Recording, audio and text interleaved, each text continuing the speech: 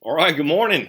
It's good to see you guys. It's been a man, what a great weekend we had. A brand new week. We're looking forward to that one today. So should be good, right? I mean, we're alive. We're above ground. We're all right. So the weekend was great. Went to Fairhope and missed you guys Friday. Just couldn't work out the whole logistics of teaching remotely yet. I'm getting there, but not yet. But man, we left out Thursday, drove down to Fairhope, had a great little dinner, and walked and saw a little play in the park, and went out on the pier at the bay in Fairhope, and then Friday went to the beach and hung out all day, and had a chance to watch a little national championship volleyball. That was fun. Stumbled on that, didn't expect it, but it was there, and so we did that. Had lunch at the Pink Pony, which is a great establishment down there, kind of an icon. It's a joint and one of my favorite places. And then Saturday, we just piddled on our way back. Went from Fairhope to Daphne over to Mobile, just kind of piddled around in there. Had great fun, and then made our way home. And yesterday was Mother's Day. Happy Mother's Day to all you ladies that I didn't get to speak to yesterday. And so I got to hang out with my lovely wife and my little girl, who's also a mother. So it was a great day yesterday. And so today, here we are. Now we're going to jump into some truth today. If you remember Thursday, we had that incredible encounter of the Transfiguration where Peter, James, and John were up on the mountain. Jesus was praying. They fall asleep. They wake up just in time to see this transfiguration of Jesus with the whitest of white, and Elijah and Moses beside him. And it's an incredible moment where that was his direct prophecy that he had just stated earlier. Some of you will not sleep until you see the King coming in his glory. And so that was that moment. And so for however long they were up there, we're not sure. Could have been the evening, could have been who knows how long they were there. But they're coming down the mountain. And then here we have just a study in contrast. But the story's an incredible story, and there's some really good lessons for you and me. And so let's just kind of see it unfold. I love it when all of the Gospels, rarely does John jump in and say something that the others said. There's a few brief times where that is. But Matthew, Mark, and Luke tend to kind of stick to a similar storyline, but not all the time. And so when they do, you get to pull a little bit out of each one, and you feel kind of like a reporter. You know, I'm getting the scoop from this one, and then this one, and then this one, and I can piece them all together. Not that they're different, right? Though some are, but they just add a word here that the other one didn't, and give us a different concept of some things. And that happens today. Matthew tells us a little more of the private conversation that Jesus is going to have with his disciples. So it's good if you can get a little parallel Bible. It's so fun. Especially for really only for the Gospels, and it lets you just see them in little columns as they line up.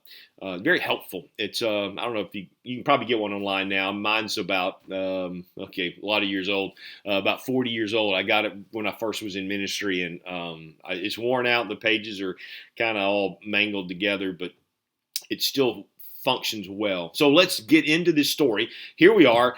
We're in the northern area of Israel in the land of Dan, and we are we're in Caesarea Philippi. So it's a really it's within the Hebrew nation, but it is heavily Gentile. So Jesus is coming down the mountain, and this will be there. He's heading now toward his death. I mean, just so we're clear, he's kind of over the public ministry. He's moving down now, and he still obviously has public ministry, but he's discipling his apostles on his death march. And so this is what's going on.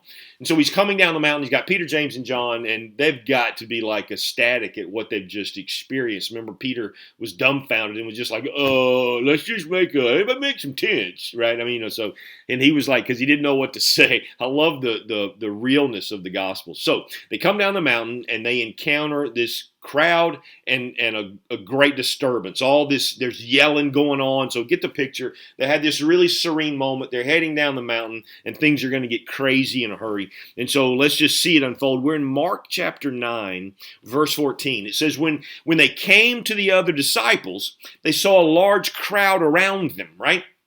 So there's 9 disciples down there, and there's a large crowd, and the scribes and the disciples are going at it with each other. So they walk up on this disturbance. So there's a huge crowd, lots of noise, and there's an argument, and the argument is between the scribes and his disciples. And it says this, and when they came to the other disciples, they saw a large crowd around him, and the teachers of the law were arguing with them. Like that's something new, right? They're always there hounding them just to find a reason to argue and debate and all of that. And so as soon as all the people saw Jesus, they were overwhelmed and with wonder and ran to greet him. So they're like, oh, he's there he is. And so now they're all kind of running to him.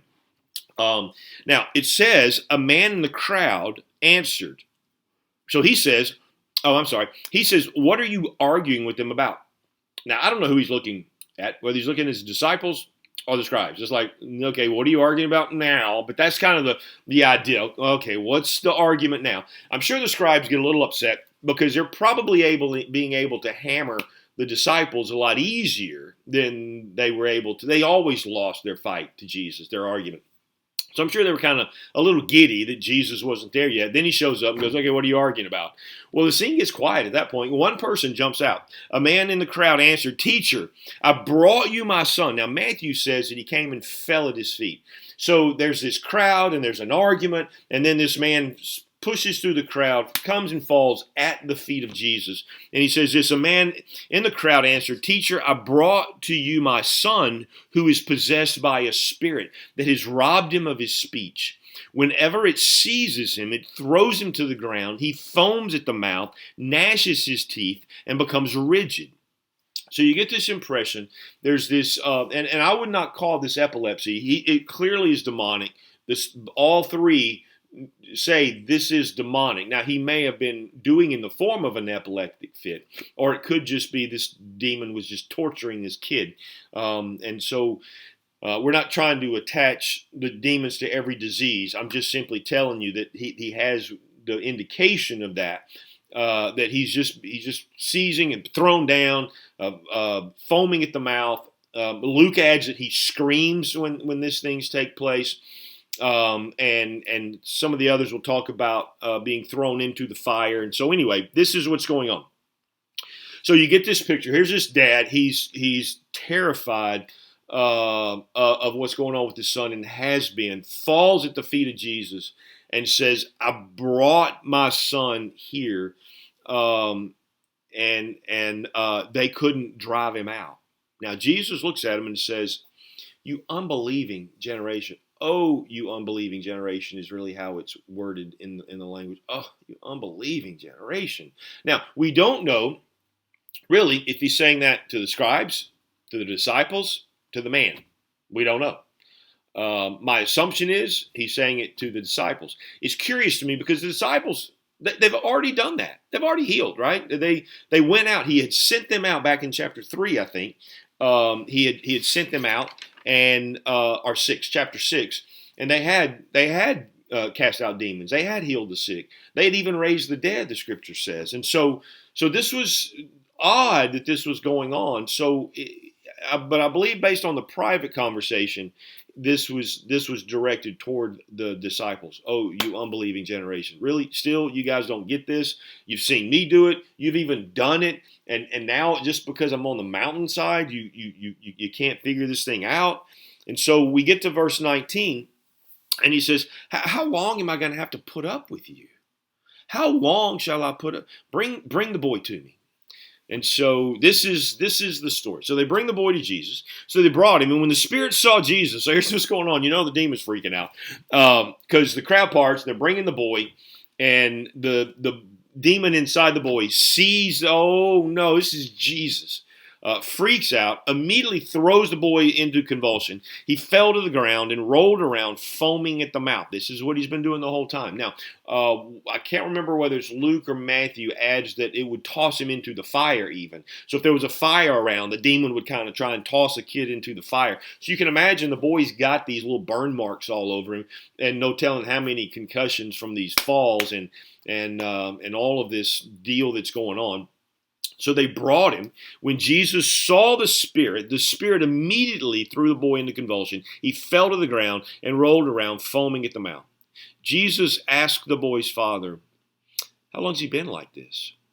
Now, there's so much about this question that causes me to think about so many different things on so many levels. Jesus already knew how long the boy had this, right? I mean, he's God. He knew that. So he's not asking for his own, okay, let me help me diagnose what's going on here. Jesus knows exactly what's going on here. It's got to be, and this is what I love, it's got to be that Jesus wants to hear the man's story. I mean, I'm not making too much of this. I just think that there's something compassionate about someone who finally wants to hear the man's story. How many times has this man probably taken this kid to the doctor, and they're like, "Oh, we can't do anything for him. Are you coming back again?" But you come to the master, and he wants to hear your story. There's a compassion in this thing that is undeniable. And so he says, "How long has he been like this?" And he says, "From childhood," he answered. "It has often thrown him into the fire or water to kill him.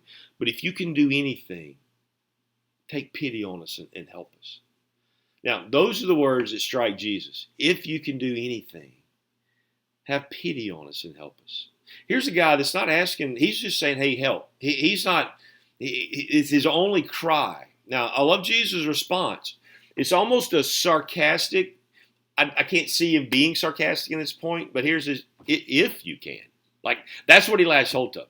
If you can, I am God the Son of God, the Messiah, the Holy One.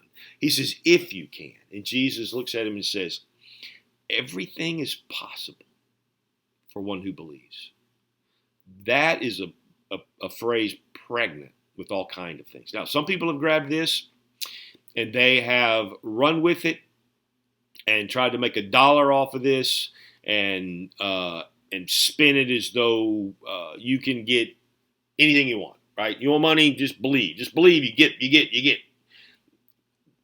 Here's the deal. There is a measure of truth to that. But there's also buttressed against the will of God, whether or not you believe and you receive. I don't want to diminish this.